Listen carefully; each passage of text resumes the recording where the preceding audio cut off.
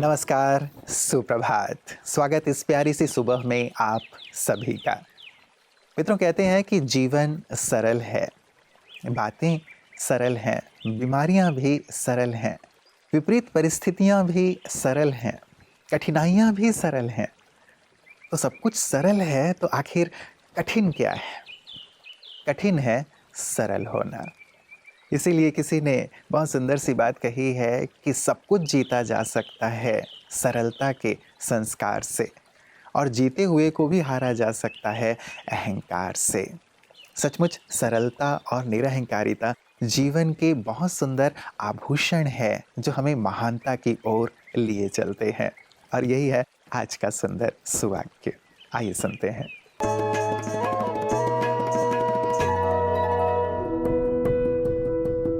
महानता का प्रतीक है निरअहंकार और सरलता। एक छोटा सा तिनका उपेक्षा का पात्र बन जाता है। पैरों के नीचे हम उसे कुचल देते हैं, उसे अनदेखा करते हैं, लेकिन उसकी अनुपस्थिति पैरों को कांटों की चुभन का अनुभवी बना सकती है।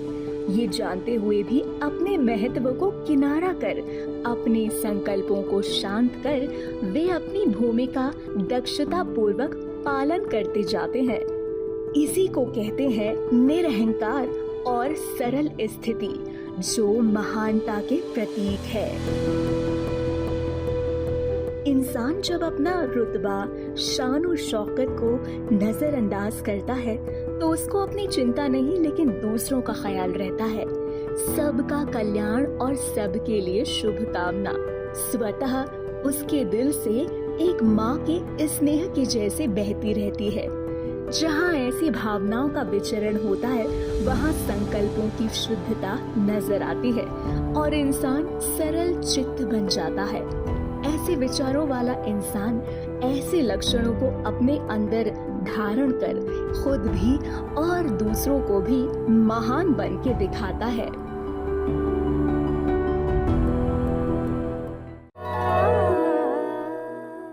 मित्रों, दो चीजें जिसे पाकर व्यक्ति स्थूल रूप से बहुत खुश होता है, एक धन और दूसरा उपहार। और अध्यात्म हमें सिखाता है कि प्रेम से बड़ा और कोई धन नहीं है और स्वास्थ्य से बड़ा उपहार और कुछ नहीं है।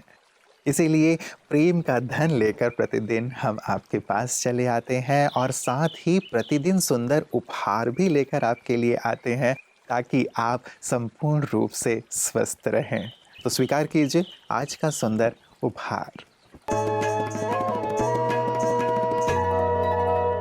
ओम शांति फ्रेंड्स।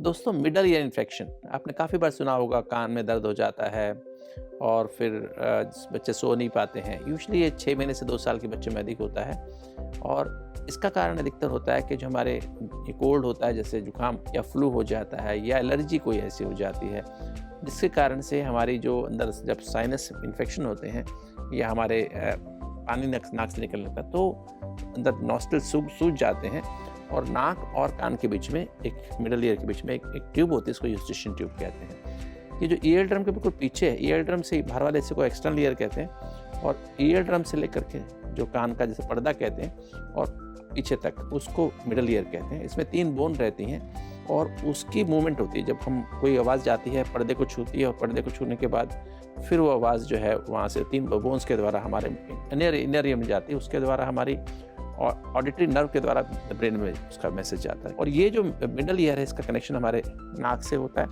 ताकि हवा इसके अंदर जाए, मिडल ईयर में जाती रहे, ईयर रिफ्रेश होती रहे और जो सिक्रीशंस हैं वो वहाँ से वो फिर बाहर ड्रेन होते, नाक में ड्रेन होते रहते हैं। कि जब हमारी नाक में हमें इन्फेक्शन हुआ कोई भी रूप में, जुकाम के रूप में या फ्लू के रूप में, तो यहाँ पर ये जो चीज़ है ये ब्लॉक हो जाएगी और ब्लॉक होने से वहाँ पानी इकट्ठा होना शुरू होगा और या पस के रूप में इन्फेक्शन, बैक्टीरियल इन्फेक्शन हो जाएगा या वायरल, तो वो पस के रूप में बन जाएगा और वो फिर हमारे दर्द होता है कान में जोर से और हमें कई बार वो इन्फेक्शन ईयर ड्रम में छेक कर सकता है और वो पस फिर कान से बाहर आने लगती है। और इससे क्या है, सुनना एक तो कम हो सकता है, पेशेंट को, बच्चे को काफ़ी दर्द होता है, बड़ों को भी ऐसा हो जाता है। तो अगर दर्द हो रहा है, बुखार भी आ सकता है, 100 डिग्री से ऊपर बुखार आ सकता है। अगर जुकाम अपना बच्चे को होता है उसमें आप तुरंत इलाज करें और अगर आपके बच्चे के कान में बहुत दर्द है तो तुरंत आप ENT डॉक्टर को दिखा दें। और कई बार ये इन्फेक्शन क्रॉनिक हो जाते हैं तो भी हमको डॉक्टर के पास जाना चाहिए, ताकि फर्दर इन्फेक्शन, जो कई बार पीछे की बोन में जा सकता है, ब्रेन में भी इन्फेक्शन जा सकता है। तो अगर हम समय पर डॉक्टर की राय लेंगे ENT स्पेशलिस्ट की, तो हम आप अपने बच्चे को या स्वयं को सीरियस कॉम्प्लिकेशन से बचा सकते हैं। ओम शांति। मित्रों, दो बातें हमारे जीवन में या तो हमें सही दिशा देने में या दिशाहीन करने में बहुत महत्वपूर्ण भूमिका अदा करते हैं। एक है अनुमान और दूसरा है अनुभव। अनुमान फिर भी गलत हो सकते हैं क्योंकि वो हमारी कल्पना है, लेकिन अनुभव कभी भी गलत नहीं होते क्योंकि वो हमारे जीवन की सीख है। इसीलिए जब अनुभव के आधार पर हम आगे बढ़ते हैं तो जीवन सही दिशा में सफलतापूर्वक आगे से आगे बढ़ती चली जाती है। और यही कारण है कि प्रतिदिन विशिष्टजन की बातें विशेष में हम सुंदर अनुभव लेकर के आते हैं। ऐसे संक्षिप्त अनुभव, कुछ ऐसी सुंदर बातें विशिष्टजनों की जो हमें भी शिखर की ओर चलने में मदद करती हैं, जो हमारे लिए भी बहुत सुंदर सीख है। आइए देखते हैं आज हमारे साथ इस सुंदर सेगमेंट में कौन है। एक बात मेरे जीवन में रही है, जो है मेरे माता पिता के संस्कार, जो रही है मेरी पत्नी, मेरी बेटी, उनका प्रोत्साहन, और समाज में जो आध्यात्मिक क्षेत्र में काम करने वाली संस्थाएं हैं, ये संस्थाओं से मेरा निकट का संबंध रहा है। किसी ने सही कहा कि जो भी काम करना है वो ईश्वर की अर्चना समझ कर करो। जी। जूता भी पॉलिश करना है तो ऐसा चमकाओ कि हम उसमें अपना चेहरा देख सके। शब्द छोटे हैं मगर उसकी भावना यही है कि हम जो भी काम करते हैं वो ईश्वर की अर्चना समझ कर करें। देखो, ऐसा है कि हम कुछ कमाते हैं और हम उसका उपभोग लेते हैं, हम पर खर्च करते हैं, तो ये तो प्रकृति है। बिना कमाकर दूसरे के धन पे, दूसरों के पैसों पे नजर रखते हैं तो विकृति है। मगर अगर हम कुछ कमाते हैं और समाज के दिन दुर्बलों के लिए उसमें से कुछ हिस्सा खर्च करते हैं, तो वही तो हमारे भारत की संस्कृति है। दादा ब्रह्मा, तो मैं पढ़ रहा था कि उन्होंने अपने जीवन में डायमंड का व्यापार शुरू किया, बहुत पैसा कमाया, मगर उसके बाद उनके ध्यान में आया, अरे मैं तो जो हीरो का व्यापार करता हूँ, हीरो के गहने बनाता हूँ, उससे तो मैं सिर्फ शरीर सुंदर कर सकता हूँ।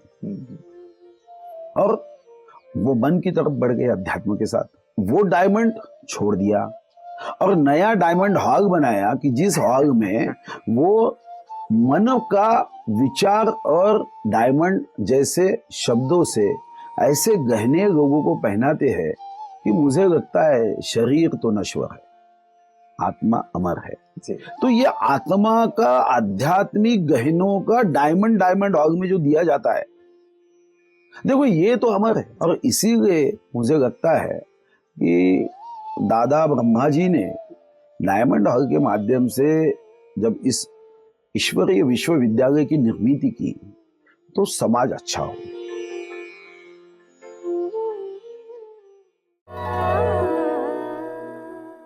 मित्रों, सदियों से हम ईश्वर से प्रार्थना करते आ रहे हैं कि हे ईश्वर, मुझे अंधकार से प्रकाश की ओर ले चल। हे ईश्वर, मुझे असत्य से सत्य की ओर ले चल। हमारी ये जो सुंदर कामना रही है, जिसके लिए हम प्रार्थना करते आए हैं, उस प्रार्थना को, उस कामना को पूर्ण करने का सुंदर कर्तव्य कर रही हैं ब्रह्मा कुमारियाँ, क्योंकि इनका भी एक ही ध्येय है कि सभी असत्य से सत्य की ओर चलें और अंधकार से, अज्ञान के अंधकार से ज्ञान की प्रकाश की ओर चलें, ताकि जीवन प्रकाशित हो, समाज प्रकाशित हो, समूचा विश्व प्रकाशित हो। और इसीलिए वो जन जन तक पहुंचकर सबकी सुंदर आध्यात्मिक ईश्वरीय सेवा करती रहती हैं। आइए देखते हैं इस सुंदर सेवा कार्य को पीस न्यूज़ हाइलाइट्स में। मध्य प्रदेश में शाजापुर के ब्रह्मा कुमारिस शिव वरदानी धाम हरायपुरा में नेशनल डॉक्टर्स डे पर दया एवं करुणा के लिए आध्यात्मिक सशक्तिकरण विषय के अंतर्गत डॉक्टर्स के लिए सम्मान समारोह का कार्यक्रम आयोजित किया गया। जिसमें विशेष डॉक्टर RN सोनी साहब, डॉक्टर AR हावडिया जी एवं अन्य डॉक्टर्स मौजूद रहे। कार्यक्रम में मुख्य वक्ता ब्रह्मा कुमारी पूनम बहन जी ने सभी डॉक्टरों का विशेष दिन पर अभिवादन करते हुए कहा कि परमपिता परमात्मा शिव भगवान की ओर से एवं ब्रह्मा कुमारी परिवार की ओर से बहुत बहुत बधाई और स्वागत है। ब्रह्मा कुमारी के सदस्य डॉक्टर अंबावतिया जी ने ब्रह्मा कुमारी के संस्थान की सराहना करते हुए कहा कि मैं भी प्रतिदिन राजयोग का अभ्यास करता हूं एवं ब्रह्मा कुमारी इस संस्थान में भी स्वस्थ जीवन जीने की कला सिखाई जाती है, जो पूरी तरह से आध्यात्मिक एवं रूहानी ज्ञान है। साथ ही डॉक्टर RN सोनी साहब ने कहा कि इस सम्मान की वास्तव में कोई आवश्यकता नहीं है, क्योंकि हमें परमात्मा ने ही इस मानव सेवा के लिए प्रेरित किया है और हम अपनी सेवाएं दे रहे हैं। अंत में ब्रह्मा कुमारी ममता बहन ने सभी को मेडिटेशन म्यूजिक के द्वारा कमेंट्री कर राजयोग का अभ्यास करवाया। मित्रों, राम के साथ रावण, कृष्ण के साथ कंस और प्रहलाद के साथ हिरण्यकश्यप को हम याद करते हैं। एक को याद करते हैं बहुत सम्मान से, बहुत ही इस भाव से कि हम भी ऐसे बने, क्योंकि वो बहुत निरहंकारी रहे, विनम्र रहे, सरल रहे, मानवता और धर्म के प्रेमी रहे। और दूसरी ओर रावण हो, कंस हो या हिरण्यकश्यप हो, अपने अहंकार के कारण जाने जाते हैं। मित्रों, देखा जाए तो ये बड़े विद्वान थे, ये सभी बहुत बड़े बड़े प्रतापी राजा थे, इनके पास सब कुछ था, धन दौलत ऐश्वर्य, लेकिन एक ही चीज़ इनका अहम इनके विनाश का कारण बना। हमारे लिए बहुत ही प्रेरक सी बात, जो हम बचपन से ये कथाएं सुनते आ रहे हैं, हम भी अहम को अपने अंदर प्रवेश ना करने दें। जितनी निरहंकारिता से हम अपने जीवन में आगे बढ़ते हैं, जितने विनम्र होकर आगे बढ़ते हैं और लोगों के साथ व्यवहार में आते हैं, उतने ही लोगों के दिलों पर राज्य करते हैं। तो विनम्रता को, सरलता के गुण को आज विशेष रूप से धारण करें, इस पर चिंतन करें और हमेशा के लिए इसे अपना आभूषण बना लें। इन्हीं शुभकामनाओं के साथ नमस्कार। ओम शांति।